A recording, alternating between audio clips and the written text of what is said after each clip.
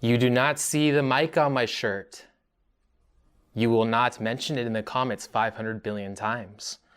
We will not talk about it and how piss poorly I set up the mic as a group, and we will all agree upon it.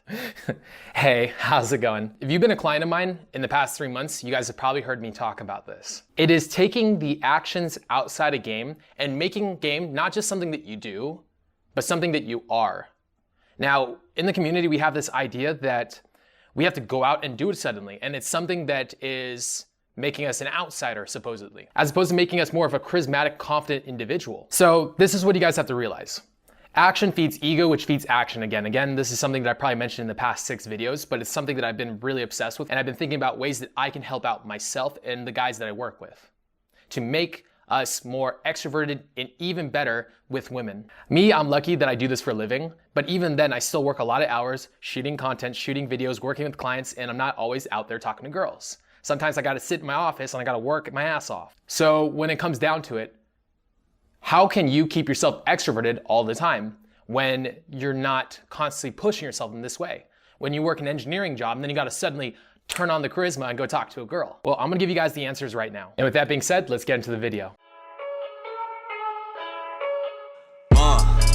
Yeah, I confess, Father, I confess, 'cause I've been living. Through consistently going out for a period of time, you can teach yourself how to be extroverted and charismatic.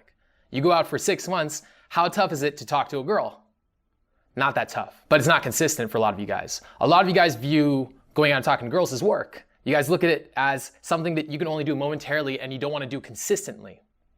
The same way that a lot of guys would love to go to the gym, hit it for maybe 6 months to a year, and then suddenly have a 6-pack forever. You guys want that kind of outcome from this. And just like in anything in life, that which you don't work at, you lose. That which you don't constantly keep spinning, you lose. And it's unfortunate for a lot of you guys that resist this. It's not going to suddenly fix itself on its own. It doesn't happen. You have to create systems, habits. You gotta love the process and teach yourself how to love the process. If you can love the process, you will get the results. If you love working, you will get the results. If you can work 100 hours a week and love every hour of it, of course, you're gonna become wealthy. Of course, it's gonna be a lot easier. If you can go out and talk to girls effortlessly, of course, you can attract the women because you're gonna get the practice in and you're also gonna assume the positive. How can you do this? I focus on taking actions that feed the ego and the character, and it's things that I want you to build habitually. These are gonna be your habits for life. So the first one of these habits and these actions that I want you to take that will teach you how to be extroverted and to approach girls effortlessly is eye contact. Now, I talk about this so much, and it's such a powerful tool in so many different ways.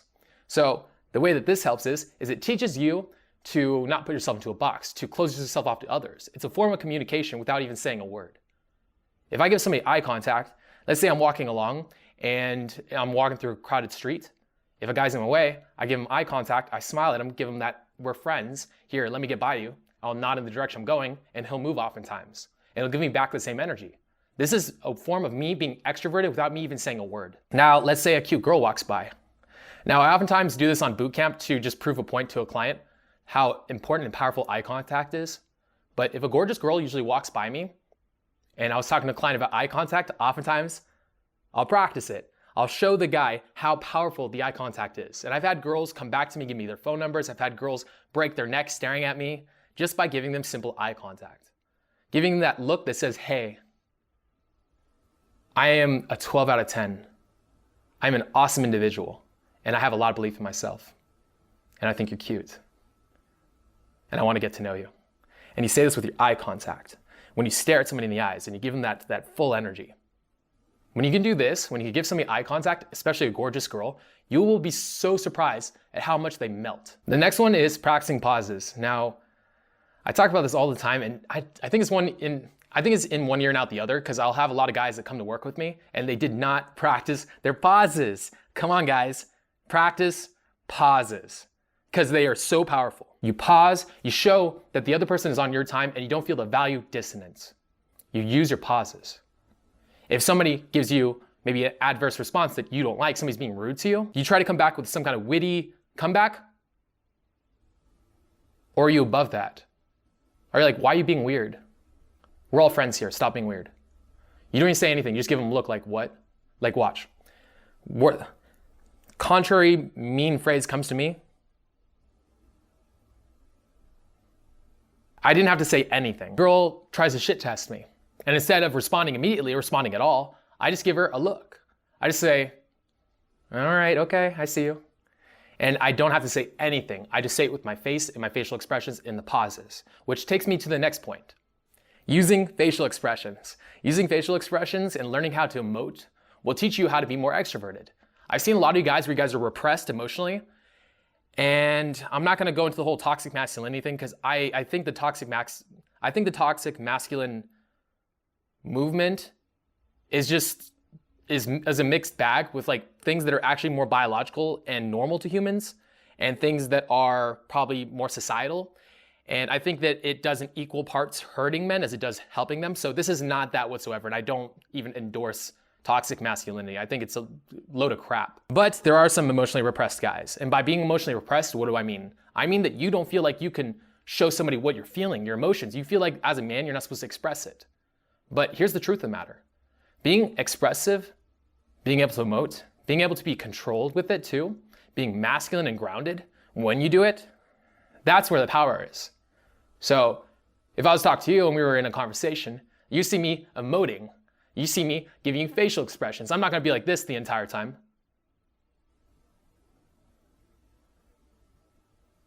Because it looks repressed. Or maybe this. I see a lot of engineers do this, or guys who are very into computers, and I think it's because you guys are so logical. If I were you guys, I would be practicing a lot more facial expressions and teaching yourself to understand your own emotions and have that interpersonal intelligence. Not watching TV. I've seen so many people using TV as an escape to hide from the loneliness. But here's the thing, the loneliness, that drive to go find other people is actually a great skill. It's actually something that you need in yourself because you need to build out your social circle. You actually are an extroverted person. You're using the technology to replace that family figure, that friend figure, the people that are supposed to be around you. So you don't need as many. So now you have like maybe 2 best friends when in all actuality your biology would need maybe 25 to 50. If you're trying to be more of a guy like me or somebody that's is good with girls, if you were to turn off that TV, if you were to turn off the friends, and you were to actually feel the loneliness, your biological brain thinks that these people in the TV are in your tribe, so you don't feel lonely. But in all actuality, you know behind that, you feel a little bit of shame because you don't have the friend group, the social circle that you want. Turn off the television. Not trying to paint yourself to get people to like you. This is what you have to realize. There is so many women, so many people, so many business partners and opportunities in the world. It doesn't make sense for you to do a death grip on anybody. And I've seen it time and time again where somebody gets a girlfriend. And then what do? You stop chasing your purpose and your passion because you're afraid that if you do all these things, you're gonna scare her away.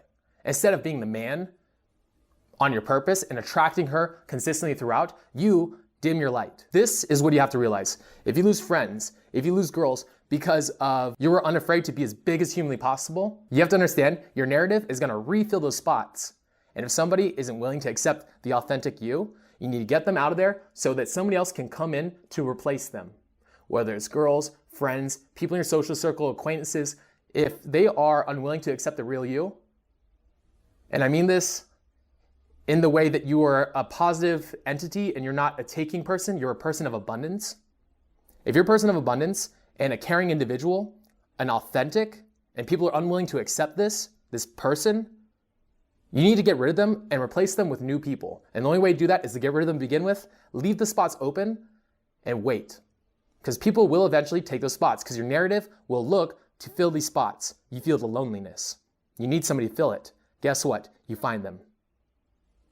And these new people are willing to accept the new authentic you. Anytime you feel the need to paint yourself in a certain light, in a certain quality of person that is inauthentic to yourself, don't.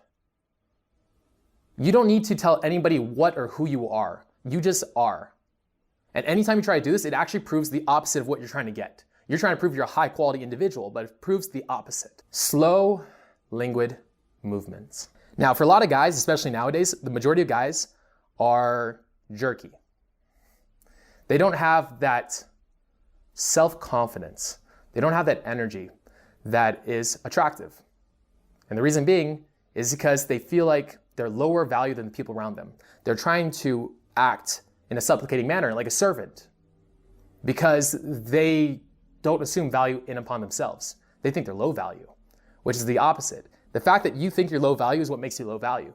But if you were to assume value, you wouldn't feel the need to move around jerkily. A guy that is confident, so as you guys see me right now, I'm doing harsh, fast gestures. It's not for the need to get somebody's validation. It's to express myself.